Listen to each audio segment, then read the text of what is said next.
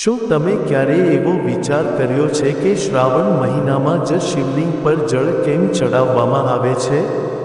અથવા તો લાખો ભક્તોની આટલી મોટી ભીડમાંથી દેવાધિદેવ મહાદેવ ખરેખર કોની પૂજા સૌથી પહેલા સ્વીકારે છે? આજે હું તમારી સામે શિવ પુરાણ અને સ્કંદ પુરાણના એવા ગૂઢ રહસ્યો ખોલવાનો છું, જે સાંભળીને કદાચ તમારા પગ નીચેથી જમીન ખસી જશે.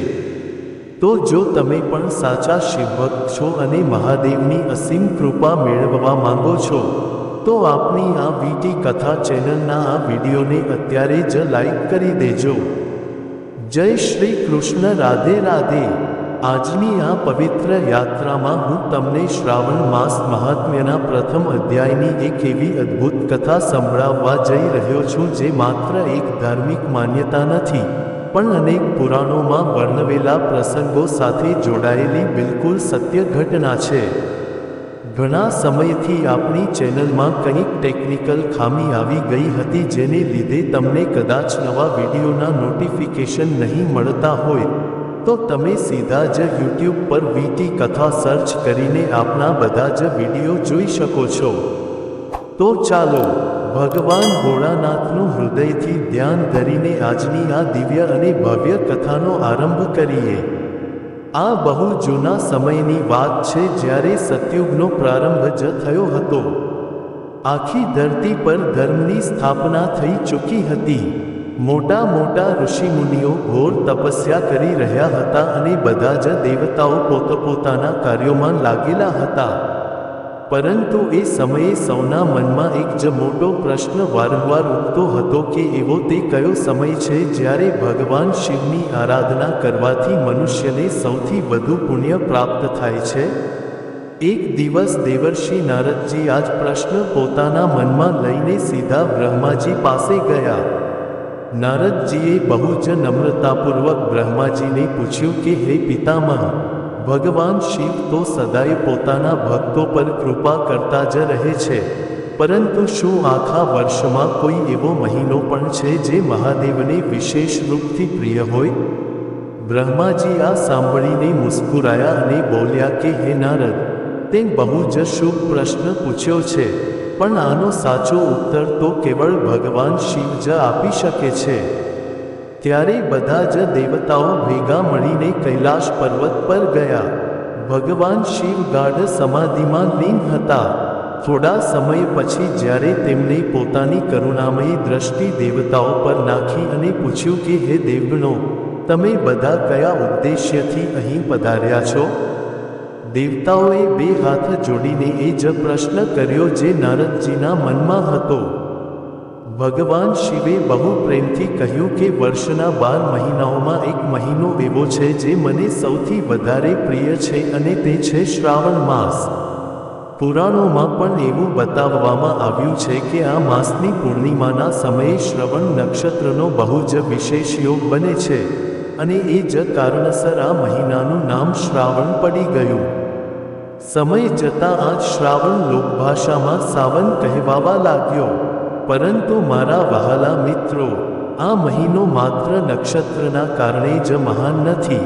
આની પાછળ એક બહુ જ મોટી દિવ્ય કથા છુપાયેલી છે. તમને ખબર છે, જ્યારે દેવતાઓ અને દાનવોએ અમૃત મેળવવા માટે ક્ષીરસાગરનું મંથન કર્યું હતું, ત્યારે સૌથી પહેલા અમૃત નહોતું નીકળ્યું. સૌથી પહેલા તો એમાંથી અત્યંત ભયંકર કાળકૂટ ઝેર બહાર આવ્યું હતું. એ ઝેર એટલું બધું ભયંકર હતું કે તેની પ્રચંડ જ્વાળાઓથી ત્રણેય લોક બળવા લાગ્યા હતા. બધા જ દેવતાઓ બહુ જ ભયભીત થઈ ગયા અને દોડતા દોડતા ભગવાન વિષ્ણુ પાસે ગયા. ભગવાન વિષ્ણુએ કહ્યું કે આખા બ્રહ્માંડમાં આ ઝેરને માત્ર એક જ દેવ ધારણ કરી શકે છે, અને તે છે સાક્ષાત મહાદેવ. બધા દેવતાઓ ભગવાન શંકરના શરણે કૈલાશ પર ગયા અને તેમણે ભગવાન શિવને પ્રાર્થના કરી કે હે પ્રભુ, જો આ ઝેરનો નાશ નહીં થાય તો સંપૂર્ણ સૃષ્ટિ જ કાયમ માટે સમાપ્ત થઈ જશે. દેવતાઓની આવી કરુણ પ્રાર્થના સાંભળીને ભગવાન શિવે એક ક્ષણનો પણ વિચાર ન કર્યો અને સંસારને બચાવવા માટે આખું ઝેર પોતાના હાથમાં લઈને પી લીધું. પરંતુ માતા પાર્વતીએ તરત જ તેમનો કંઠ એટલે કે ગળું પકડી લીધું, જેથી એ ઝેર તેમના શરીરમાં આગળ ન ફેલાઈ શકે. આ રીતે એ ઝેર ભગવાન શિવના કંઠમાં જ રોકાઈ ગયું. આ જ કારણથી તેમનો કંઠ એકદમ નીલો પડી ગયો અને તેઓ આખા જગતમાં નીલકંઠ નામે ઓળખાયા. કાળકૂટ ઝેરની તીવ્ર અગ્નિ હવે ભગવાન શિવના શરીરમાં ફેલાવા લાગી હતી. હવે તો દેવતાઓને પણ બહુ ચિંતા થવા લાગી હતી. બધા દેવતાઓએ ભેગા થઈને ગંગાજળ, પવિત્ર નદીઓનું જળ, ગાયનું દૂધ અને અનેક ઔષધિઓથી ભગવાન શિવનો અભિષેક કરવાનું શરૂ કરી દીધું. તેમણે સતત મહાદેવ પર જળ અર્પિત કર્યું. કહેવાય છે કે આ સમય બરાબર શ્રાવણ મહિનાનો જ હતો.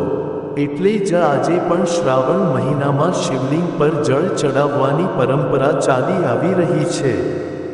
ભક્તો એવું માને છે કે જેમ દેવતાઓએ ભગવાન શિવને શીતળતા પ્રદાન કરી હતી, બિલકુલ તેવી જ રીતે આપણે પણ પૂરી શ્રદ્ધાથી જળ અર્પિત કરીને ભગવાન શિવ પ્રત્યે આપણી કૃતજ્ઞતા વ્યક્ત કરીએ છીએ. ભગવાન શિવે દેવતાઓની આવી અદ્ભુત ભક્તિથી પ્રસન્ન થઈને કહ્યું કે જે પણ ભક્ત શ્રાવણ મહિનામાં પૂરી શ્રદ્ધા, ભક્તિ અને સાચા મનથી મારું પૂજન કરશે, મને જળ અર્પિત કરશે, સાચા મનથી વ્રત કરશે અને ઓમ નમઃ શિવાય મહામંત્રનો જાપ કરશે, તેની બધી જ મનોકામનાઓ હું પૂર્ણ કરીશ. આ માસમાં કરેલો એક દિવસનો પણ જાપ બીજા અનેક મહિનાઓની સાધનાના સમાન ફળદાયી સાબિત થશે. આ જ એક મોટા કારણથી શ્રાવણ મહિનાને ભગવાન શિવનો સૌથી પ્રિય મહિનો કહેવામાં આવે છે. શિવ પુરાણમાં તો શ્રાવણ માસને શિવ આરાધનાનો સર્વોત્તમ સમય બતાવવામાં આવ્યો છે. સ્કંદ પુરાણમાં પણ સ્પષ્ટ લખેલું છે કે શ્રાવણ માસમાં શિવલિંગ પર જળાભિષેક કરવાથી, રુદ્રાભિષેક કરવાથી, બિલીપત્ર અર્પણ કરવાથી અને શિવ મંત્રનો જાપ કરવાથી બહુ જ વિશેષ ફળની પ્રાપ્તિ થાય છે. પદ્મ પુરાણમાં તો ત્યાં સુધી કહેવામાં આવ્યું છે કે આ પવિત્ર માસમાં કરવામાં આવેલું દાન, વ્રત અને પૂજા અનેકો ગણું પુણ્ય આપવાવાળા છે. શ્રાવણના મહિનામાં દરરોજ પ્રાતઃકાળે એટલે કે વહેલી સવારે સ્નાન કરવું જોઈએ અને ભગવાન શિવનું સ્મરણ કરવું જોઈએ. શિવલિંગ પર સ્વચ્છ જળ અથવા ગંગાજળ અર્પિત કરવું જોઈએ. બિલીપત્ર, ધતુરો અને સફેદ પુષ્પ શ્રદ્ધાથી ચડાવવા જોઈએ. ઓમ નમઃ શિવાય મંત્રનો કમસે કમ 108 વાર જાપ કરવો જોઈએ. પોતાની યથાશક્તિ પ્રમાણે દાન આપવું જોઈએ, લોકોની સેવા કરવી જોઈએ અને સત્કર્મ કરવા જોઈએ. ક્રોધ, અહંકાર, છળ અને કટુ વચન બોલવાથી બચવું જોઈએ. મને પણ આ જાણીને વિશ્વાસ નહોતો આવતો કે શ્રાવણનો મહિનો માત્ર વ્રત રાખવાનો જ નથી. આ તો ખરા અર્થમાં પોતાની ભીતર રહેલા ઝેરને ઓળખવાનો સમય છે. આપણા સૌની ભીતર પણ ક્રોધ, ઈર્ષ્યા, લોભ, અહંકાર અને દ્વેષનું એક મોટું ઝેર છુપાયેલું છે. ભગવાન શિવ આપણને એવું શીખવાડે છે કે સંસારનું કલ્યાણ કરવા માટે સૌથી પહેલાં પોતાની ભીતર રહેલા ઝેર પર વિજય પ્રાપ્ત કરવો પડશે. ખરેખર આ જ શ્રાવણ મહિનાનો વાસ્તવિક સંદેશ છે. જો ભગવાન શિવ સંપૂર્ણ સંસારની રક્ષા કરવા માટે આટલું ભયંકર ઝેર પી શકે છે, તો શું આપણે આપણા પરિવાર અને આપણા સમાજ માટે થોડો ત્યાગ ન કરી શકીએ? જો મહાદેવ અપમાન, કઠિનાઈ અને કષ્ટ સહન કરીને પણ એકદમ શાંત રહી શકે છે, તો શું આપણે આપણા પોતાના જીવનમાં ધૈર્ય અને કરુણા ન અપનાવી શકીએ? શ્રાવણનો મહિનો આપણને માત્ર પૂજા કરવાનું જ નથી શીખવાડતો, પરંતુ એક શ્રેષ્ઠ મનુષ્ય બનવાનું પણ શીખવાડે છે. તો મિત્રો, આ હતી શ્રાવણ મહિનાની ખરી મહિમા અને શ્રાવણ મહિનો ભગવાન શિવને આટલો બધો પ્રિય કેમ છે તેનું સાચું કારણ. જો તમને પણ આ માહિતી ગમી હોય તો જલ્દીથી આ વિડીયોને લાઈક કરી દો અને આપણી ચેનલ વીટી કથાને સબસ્ક્રાઇબ કરવાનું ભૂલતા નહીં. હવે આપણે સાંભળીએ શ્રાવણ માસ મહાત્મ્ય કથાના પહેલા અધ્યાયની ભવ્ય કથા. બોલો શંકર ભગવાનની જય હો, પાર્વતી માતાની જય હો. એક સમયની વાત છે. નૈમિષારણ્ય તીર્થમાં શૌનક વગેરે 88,000 ઋષિઓએ સૂતજી મહારાજને પૂછ્યું કે હે બુદ્ધિમાન સૂતજી, પ્રભાસ ક્ષેત્રનો સાચો મહાત્મ્ય શું છે? આ અમને બતાવવાની કૃપા કરો.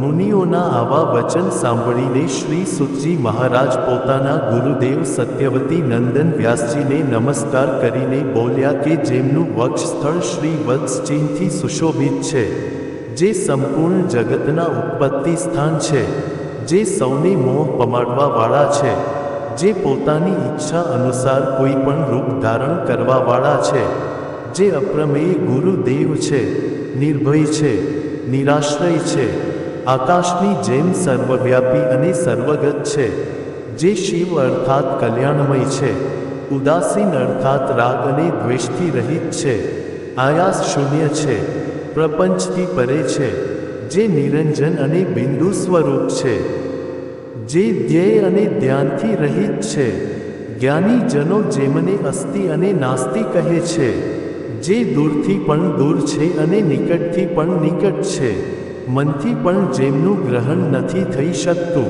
જે પરમધામ પુરુષ નામથી પ્રસિદ્ધ છે, જે જગતમાં હૃદય કમળના આસન પર બિરાજમાન છે, જે તેજો રૂપ અને ઇન્દ્રિય રહિત છે, એવા મહાન પરમાત્માને વારંવાર નમસ્કાર કરીને હું આ પાપનાશીની કથાનો આરંભ કરું છું.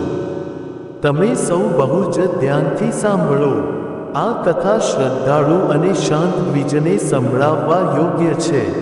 જેમ બધા જ દેવતાઓમાં દેવાધિદેવ મહેશ્વર સૌથી શ્રેષ્ઠ છે, જે પ્રકારે બધી જ નદીઓમાં ગંગા, બધા જ વર્ણોમાં બ્રાહ્મણ, બધા જ અક્ષરોમાં ઓમકાર, પૂજનીયોમાં માતા અને ગુરુજનોમાં પિતા સૌથી શ્રેષ્ઠ હોય છે, બિલકુલ એ જ રીતે બધા જ શાસ્ત્રોમાં સ્કંદ પુરાણ સૌથી ઉત્તમ છે. પૂર્વકાળમાં કૈલાશ પર્વતના ઊંચા શિખર પર બ્રહ્મા વગેરે દેવતાઓની સમીપ પિનાકપાણી ભગવાન શિવે પાર્વતીજીની સન્મુખ આ સ્કંદ પુરાણ સંભળાવ્યું હતું. પછી પાર્વતીજીએ પોતાના પુત્ર સ્કંદને, સ્કંદે નંદીજીને અને નંદીજીએ કુમાર સંકાદિકને અને કુમાર સંકાદિકે પરમ બુદ્ધિમાન વ્યાસજીને આ સ્કંદ પુરાણ સંભળાવ્યું હતું. વ્યાસજીના મુખથી કહેવાયેલી એ જ કથાને હું તમારી સામે કહું છું. તમે બધા જ મહર્ષિઓ સદ્ભાવથી યુક્ત છો, એટલે જ મને તમને આ સ્કંદ પુરાણ સંહિતા સંભળાવવા માટે ભારે ઉત્સાહ થઈ રહ્યો છે. પ્રાચીન કાળમાં બ્રહ્માજીએ બહુ જ ઉગ્ર તપ કર્યું હતું. ત્યારે 6 અંગ, પદ અને ક્રમની સાથે વેદ પ્રગટ થયા હતા. ત્યાર પછી સર્વશાસ્ત્રમાં સંપૂર્ણ પુરાણનો પ્રદેશનું થયો. એક સમયની વાત છે.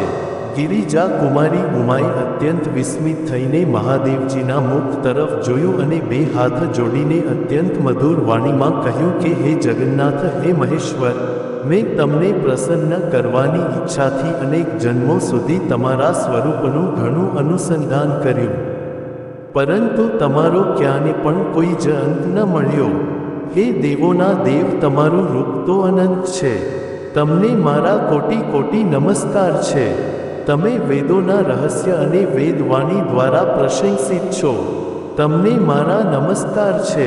તમે સદા સ્મશાન ભૂમિમાં રમો છો, આકાશમાં સ્વતંત્ર વિચરણ કરો છો. તમને મારા નમસ્કાર છે. ગિરિજા કુમારીની આવી વાતો સાંભળીને ભગવાન શિવ બોલ્યા કે હે દેવેશ્વરી, હું તમારો સર્જક છું અને તમે સંપૂર્ણ જગતની સૃષ્ટિ કરો છો. તમારા અને મારા દ્વારા આ સંપૂર્ણ જગત ઓતપ્રોત છે. હું અને તમે બંને સંપૂર્ણ ઐશ્વર્ય શક્તિથી યુક્ત થઈને બધા જ પ્રાણીઓની ભીતર સ્થિત છીએ. આપણે બધે જ પ્રતિષ્ઠિત છીએ. તમે જ ધૃતિ અને ધારણા શક્તિ છો. તમે જ સાચી પ્રકૃતિ છો. સદા મારા અંગોમાં નિવાસ કરવા વાળા છો. હું આનાથી વધુ શું કહું? તમે તો મને મારા પ્રાણોથી પણ વધુ વહાલા છો. તમારા મનમાં જે પણ ઈચ્છા હોય તે જ અનુસાર તમે મારી પાસે વરદાન માંગી લો. ત્યારે દેવી પાર્વતી બોલ્યા કે હે જગન્નાથ, હું ધન્ય છું. હું બહુ પુણ્યાત્મા છું અને મેં તમારા ઉત્તમ તપનું અનુષ્ઠાન પણ કર્યું છે, જેનાથી તમે મારી તરફ અત્યંત હર્ષ ભરેલી દ્રષ્ટિથી જોયું. હે દેવ, આ સમયે મારે બધા જ તીર્થોનું બહુ જ વિસ્તારપૂર્વક વર્ણન સાંભળવું છે. તમે મારા પર કૃપા કરો અને બધા જ તીર્થોનું વિસ્તારપૂર્વક વર્ણન કરો. ભગવાન શિવે કહ્યું કે હે દેવેશ્વરી, તીર્થોના દર્શન અને તેમાં સ્નાન કરવું બહુ જ પરમ કલ્યાણકારી હોય છે. મોટા મોટા શ્રેષ્ઠ મુનિગણ હંમેશા તીર્થોના શ્રવણની બહુ પ્રશંસા કરે છે. પૃથ્વી પર નૈમિષ અને આકાશમાં પુષ્કર તીર્થ સૌથી વધુ પ્રસિદ્ધ છે. આના સિવાય કેદાર, પ્રયાગ, વિપાશા, ઉર્મિલા, કૃષ્ણા વેણા, મહાદેવી, ચંદ્રભાગા, સરસ્વતી, ગંગા સાગર સંગમ, શુભદાયિની કાશીપુરી, મહાભાગા, શતભદ્રા, મહાનદી, સિંધુ, ગોદાવરી, કપિલા, મહાનદ, શોણ, પયોધી, કૌશિક, દેવઘાટ, ગયા, દ્વારવતી અને મહાતીર્થ પ્રભાસ આ બધા જ મનુષ્યના તમામ પાપોનો નાશ કરવાવાળા છે. આ બધા જ તીર્થો જે આ પૃથ્વી પર અત્યારે મોજૂદ છે, તેમનું સાચા મનથી દર્શન કરીને મનુષ્યનો આ સંસારમાં ફરી ક્યારેય જન્મ નથી થતો. વાયુદેવે સ્પષ્ટ કહ્યું છે કે પૃથ્વી પર 3.5 કરોડ જેટલા તીર્થો છે. તેઓ બધા જ મહાપાપોનો નાશ કરવાવાળા છે અને એકદમ પરમ પવિત્ર છે. હે મહાદેવી, સ્વધર્મની વૃદ્ધિ કરવા માટે આ બધા જ તીર્થોની યાત્રા કરવી જ જોઈએ. જ્યાં પોતાના શરીરથી જવું સંભવ ન હોય, ત્યાં મનુષ્યે પોતાના મનથી જવું જોઈએ. દેવી કહેવા લાગ્યા કે હે ભગવાન, બધા જ પ્રાણીઓ સબ પ્રકારના મોટા ઉપદ્રવોથી ગ્રસ્ત છે. તેમની આયુ બહુ જ થોડી છે. તેઓ અનેક પ્રકારના મોહમાં અને માયામાં બંધાયેલા છે. ત્રેતા અને દ્વાપરમાં પણ જો આવી સ્થિતિ છે, તો પછી ભયંકર કળિયુગની તો વાત જ શું કરવી. એટલે એ સૌના હિત માટે તમે કોઈ એવા તીર્થનું વર્ણન કરો જેના માત્ર દર્શન કરવાથી, જેના માત્ર શ્રવણ કરવાથી જ બધા જ તીર્થોનું પૂરું ફળ પ્રાપ્ત થઈ જાય. ભગવાન શિવે બહુ જ પ્રેમથી કહ્યું કે હે દેવી, તમે મારી બહાર વિહરતા પ્રાણ છો. તમે જ સંપૂર્ણ જગતની ઉત્પત્તિના સ્થાન છો.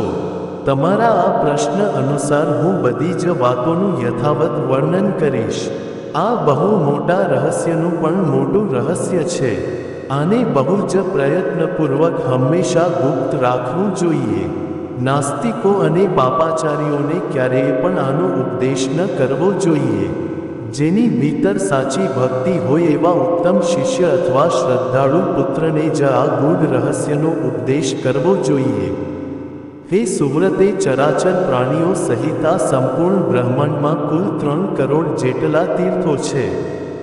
આ વાત મેં તમને પહેલા પણ બતાવી છે, પણ આ બધામાં છુપાયેલું સૌથી શ્રેષ્ઠ તીર્થ પ્રભાસ તીર્થ છે. આને જોઈને કળિયુગના પાપથી મોહિત થયેલા અને સંસ્કાર રહિત મનુષ્યો બહુ મોટા ઉદ્વેગને પ્રાપ્ત થાય છે. તેઓ જ્યાં ત્યાં તરત જ ક્રોધિત થઈ જાય છે. અંદરોઅંદર મોટાપણાનું ખોટું અભિમાન રાખવાવાળા અને મિથ્યા જ્ઞાનથી મોહિત થયેલા જે અધમ માનવો મનમાં ભેદ અને કપટ રાખીને તીર્થયાત્રા કરે છે, તેઓ તીર્થમાં ભલેને મૃત્યુને પ્રાપ્ત થાય તો પણ તેમને ક્યારેય સિદ્ધિ નથી પ્રાપ્ત થતી. અને બસ એટલે જ મેં અનેક તીર્થો અને અનેક શિવલિંગોને ગુપ્ત કરી રાખ્યા છે. તેઓ કળિયુગમાં પાપાચારીઓ માટે ક્યારેય સિદ્ધિપ્રદ નથી હોતા.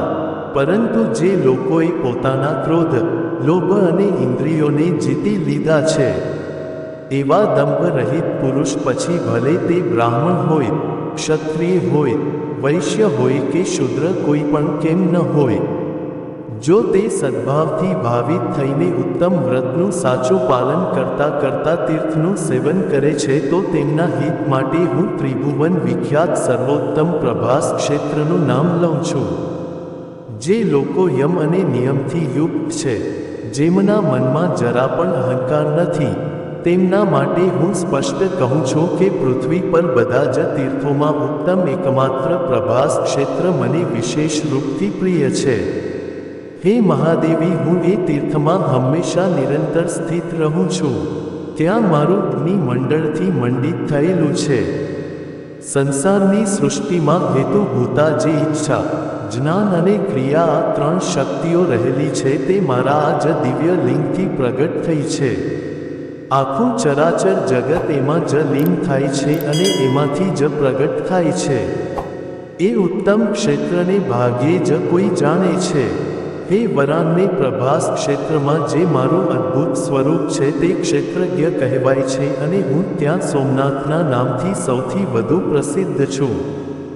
જે મનુષ્ય આ ક્ષેત્રમાં મારા અંશથી પ્રગટ થયા છે તેમને જ મારા એ લિંગના તત્વનું સાચું જ્ઞાન છે. એ પવિત્ર લિંગ પ્રાચીન કાળના ભૈરવ કલ્પમાં જ પ્રગટ થયું હતું.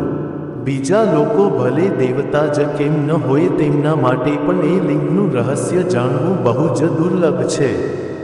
કળિયુગમાં જે મનુષ્ય કેવળ તર્કવાદી હશે, જેઓ મહાપાપી અને પાખંડી હશે, તેઓ તો એમ જ કહેશે કે આ બધું મિથ્યા છે. આ તો માત્ર મૂર્ખોની કલ્પના છે. ક્યાં તીર્થ છે અને ક્યાં પ્રભાસ છે? ક્યાં દેવતાઓ રહે છે? આ બધું જ જૂઠું છે. આ બધો તો મૂર્ખોનો મિથ્યા પ્રલાપ છે. આ પ્રકારે એ નાસ્તિક, નરકગામી અને પાપથી દૂષિતવાળા મૂર્ખ માનવો વાતો કરશે. તેઓ તીર્થાદિની બહુ જ હંસી ઉડાવશે, એટલે જ તેમને ક્યારેય પણ સિદ્ધિ પ્રાપ્ત નહીં થાય. જે મનુષ્ય હંમેશા શિવજીની નિંદામાં જ તત્પર રહે છે, તેઓ તીર્થમાં ભલેને મૃત્યુને પ્રાપ્ત કરે તો પણ તેઓ પશુ પક્ષીની યોનિઓમાં જ જન્મ લેતા જોવા મળ્યા છે. ક્ષેત્રોને ગુપ્ત રાખવાનું આ જ સૌથી મોટું કારણ છે. હે દેવેશ્વરી, યુગ યુગમાં જેટલા પણ તીર્થો કહેવામાં આવ્યા છે એ બધામાં પ્રભાસ તીર્થ મને વિશેષ પ્રિય છે. ભગવાન શિવના આવું કહેવા પર પાર્વતી દેવી બોલ્યા કે હે મહેશ્વર, જો પ્રભાસ ક્ષેત્ર બધા જ તીર્થોમાં શ્રેષ્ઠ છે તો અન્ય બહુ બધા તીર્થોના આટલા વિસ્તારથી શું લેવા દેવા? તમે મને પ્રભાસ ક્ષેત્રનો જ મહાત્મ્ય બતાવો. પ્રભાસ ક્ષેત્ર ક્યાં છે?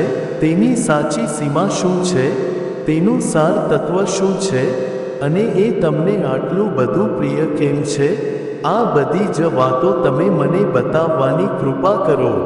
હવે આગળ શું થયું એનું પૂરું વર્ણન આપણે આવતા અધ્યાયમાં સાંભળીશું. બોલો શંકર ભગવાનની જય હો, પાર્વતી માતાની જય હો. હવે આપણે સાંભળીએ ભગવાન શંકરની એક બહુ જ હૃદયસ્પર્શી કહાની. શ્રાવણનો પવિત્ર મહિનો ચાલી રહ્યો હતો. ચારે બાજુ મંદિરોમાં ભક્તોની બહુ લાંબી લાંબી કતારો લાગેલી હતી. કોઈ શ્રદ્ધાળુ ગંગાજળ લઈને ખુલ્લા પગે યાત્રા કરી રહ્યો હતો તો કોઈ શુદ્ધ દૂધથી શિવલિંગનો અભિષેક કરી રહ્યો હતો. કોઈ બિલીપત્ર, ધતુરો અને સુંદર પુષ્પ અર્પિત કરીને ભગવાન ભોળાનાથને પ્રસન્ન કરવાનો પ્રયાસ કરી રહ્યો હતો. કૈલાશ પર્વત પર બિરાજમાન ભગવાન શિવ અને માતા પાર્વતી આ બધો નજારો બહુ જ પ્રેમથી જોઈ રહ્યા હતા. ધરતી પર ભક્તોની આવી અદ્ભુત શ્રદ્ધા જોઈને માતા પાર્વતીના મનમાં અચાનક એક પ્રશ્ન ઉઠ્યો. તેમણે મુસ્કુરાઈને ભગવાન શિવને પૂછ્યું કે પ્રભુ, જુઓ કેટલા કરોડો ભક્તો તમારી આરાધના કરી રહ્યા છે. કોઈ જળ ચડાવી રહ્યું છે, કોઈ દૂધ અર્પિત કરી રહ્યું છે, કોઈ દૂર દૂરથી ચાલીને ગંગાજળ લાવીને તમારો અભિષેક કરી રહ્યું છે. શું આ બધા જ લોકોને એક સમાન પુણ્ય પ્રાપ્ત થશે? ભગવાન શિવ હસ્યા અને બોલ્યા કે હે દેવી, શ્રાવણમાં જે પણ ભક્ત સાચા મનથી મારી પૂજા કરે છે, શ્રદ્ધાપૂર્વક મને જળ અર્પિત કરે છે અને બિલકુલ નિષ્કપટ ભાવથી મારું સ્મરણ કરે છે, તેની પર મારી બહુ જ વિશેષ કૃપા થાય છે. માતા પાર્વતીએ પૂછ્યું કે પ્રભુ, જો એવું જ છે તો આજે જે આટલા લાખો ભક્તો તમારી પૂજા કરી રહ્યા છે, શું એ બધા જ લોકો સ્વર્ગના અધિકારી બની જશે? મહાદેવજીએ કહ્યું કે પાર્વતી, મારા માટે જળ, દૂધ કે અન્ય કોઈ પણ પૂજન સામગ્રીથી વધુ મૂલ્યવાન મારા ભક્તોનો સાચો ભાવ છે. હું ક્યારેય એ નથી જોતો કે કોણે શું ચડાવ્યું છે કે કેટલું ચડાવ્યું છે. હું તો માત્ર એ જ જોઉં છું કે કોણે કઈ ભાવનાથી ચડાવ્યું છે. હવે તો માતા પાર્વતીની જિજ્ઞાસા હજુ પણ વધુ વધી ગઈ. તેમણે કહ્યું કે પ્રભુ, હવે એ કઈ રીતે જાણી શકાય કે કોણ ખરેખર નિષ્કપટ ભાવથી તમારી સાચી સેવા કરી રહ્યું છે?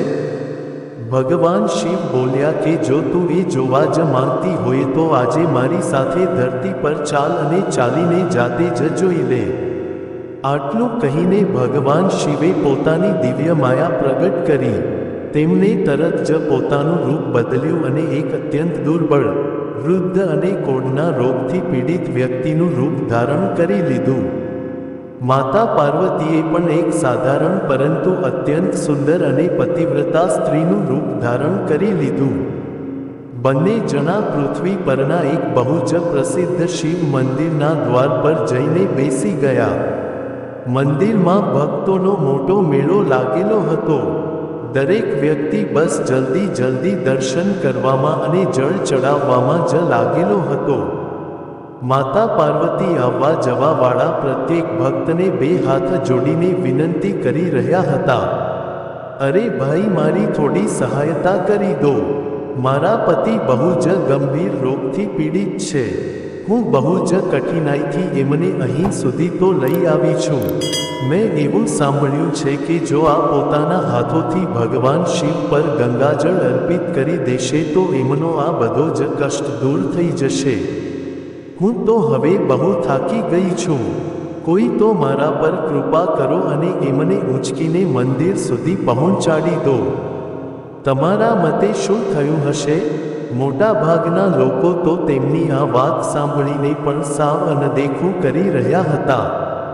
અમુક લોકો કહેતા કે અમને તો બહુ જ મોડું થઈ રહ્યું છે. પહેલાં અમે તો અમારા દર્શન કરી લઈએ. અમુક લોકો તો પેલા બીમાર વ્યક્તિને જોઈને એટલી બધી કરુણાથી મોઢું ફેરવી લેતા જાણે કોઈ પાપ જોઈ લીધું હોય. અને અમુક પાપી લોકો તો એ સુંદર સ્ત્રીને જોઈને સાવ અનુચિત વાતો કરતા અને તેને પોતાની સાથે ચાલવાની લાલચ આપવા લાગ્યા.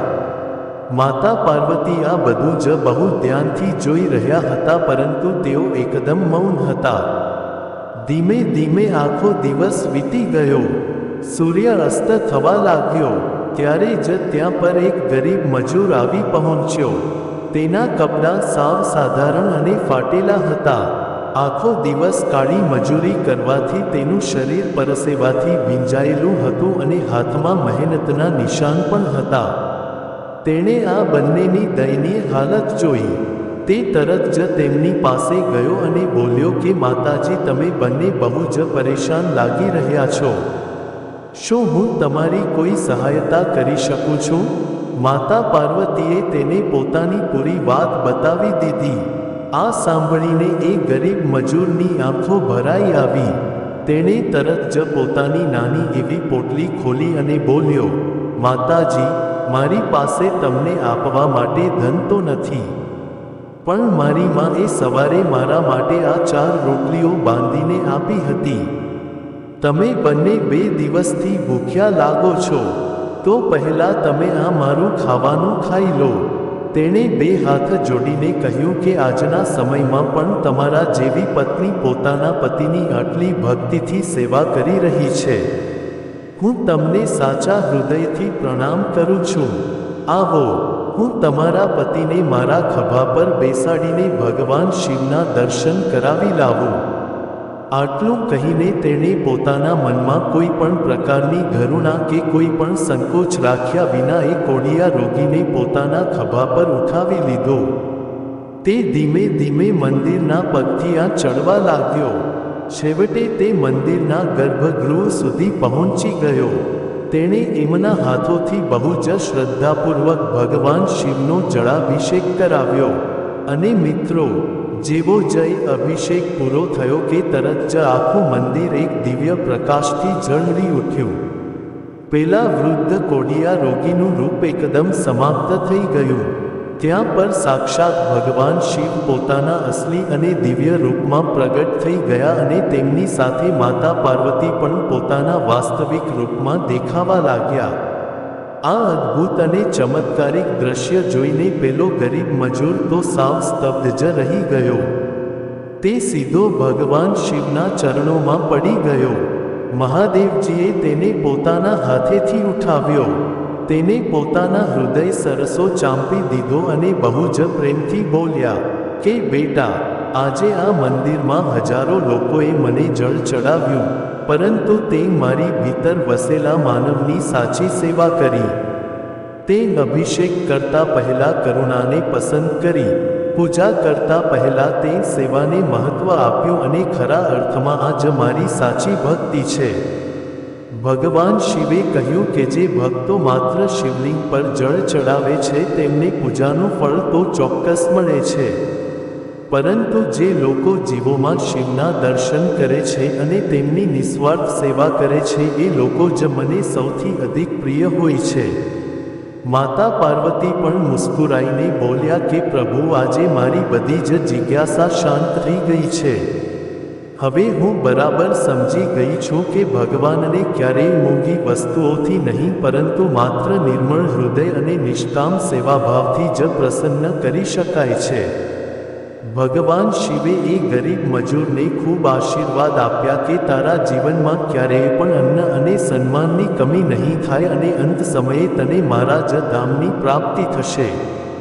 તો મારા વહાલા ભક્તજનો, આશા છે કે આ વાર્તા પરથી તમને સમજાયું હશે કે શ્રાવણનો વાસ્તવિક અર્થ માત્ર જળ, દૂધ અને બીલીપત્ર ચડાવવાનો જ નથી. જો આપણા મનમાં કોઈના માટે દયા નથી, સેવા ભાવના નથી, વિનમ્રતા નથી અને કરુણા નથી, તો આપણી આ બધી જ પૂજાઓ સાવ અધૂરી છે. ભગવાન શિવને સૌથી પ્રિય એ જ ભક્ત છે જે દરેક પ્રાણીમાં શિવનો અંશ જોઈને સાચા પ્રેમ અને સેવાનો ભાવ રાખે છે. તમને આજની આ કથા કેવી લાગી તે કમેન્ટ કરીને જરૂર જણાવજો અને આવી જ પૌરાણિક અને જ્ઞાનવર્ધક વાર્તાઓ સાંભળવા માટે વીટી કથા ચેનલને સબસ્ક્રાઇબ કરી લેજો. તો ચાલો પૂરા પ્રેમ અને શ્રદ્ધાથી એકવાર સાથે મળીને કહીએ, હર હર મહાદેવ. ભગવાન શંકરની જય હો.